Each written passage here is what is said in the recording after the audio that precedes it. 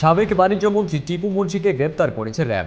28 August মধ্যরাতে রাজধানীর গুলশান এলাকায় এক ব্যবসায়ীর বাসা থেকে তাকে গ্রেপ্তার করা হয়। 28 আগস্ট রাতে র্যাবের লিগ্যাল ও মিডিয়া উইং এক বার্তায় গ্রেপ্তারের বিষয়টি নিশ্চিত করেছে। আওয়ামী সরকারের আমলে ব্যবসায়ী থেকে রাজনীতিতে আসা 2 মেয়াদে বাণিজ্য মন্ত্রণালয়ের দায়িত্বে ছিলেন সাবেক এই সংসদ সদস্য। সরকার পতনের পর গত কয়েকদিন ধরে আওয়ামী লীগের মন্ত্রী ও সংসদ সদস্যদের গ্রেপ্তার ও মামলার মধ্যে এবার সাবেক মন্ত্রী ও সংসদ সদস্য টিপু মুন্সিকে গ্রেপ্তার করা হলো।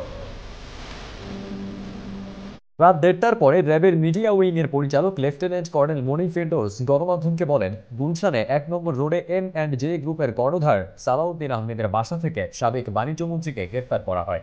তিনি বলেন, রংপুরের একটি মামলায় তাকে গ্রেপ্তার করা হয়েছে। গত 27 আগস্ট সাবেক বাণিজ্যমন্ত্রী টিপু মুন্সির বিরুদ্ধে বৈষম্য বিরোধী ছাত্র আন্দোলন চলাকালে রংপুরে গুলিবিদ্ধ হয়ে এক স্বর্ণ কারিগর নিহতের ঘটনায় মামলা হয়।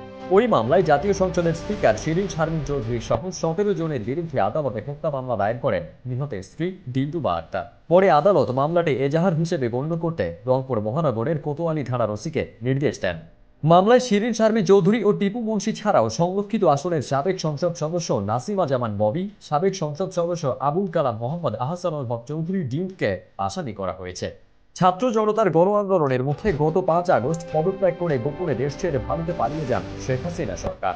আওয়ামী লীগের দলটির অধিকাংশ নেতা চলে যান আত্মগোপনে থাকা সাবেক মন্ত্রী ও আওয়ামী লীগ নেতাদের মধ্যে বেশ কয়েকজন গত কয়েকদিনে গ্রেপ্তার হয়েছেন।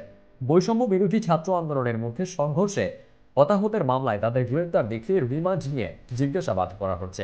আওয়ামী লীগ ক্ষমতাচ্যুত হওয়ার পর থেকে আত্মগোপনে ছিলেন টিপু মুন্সিও। ফারবিন সানি, দেশ রূপান্তর।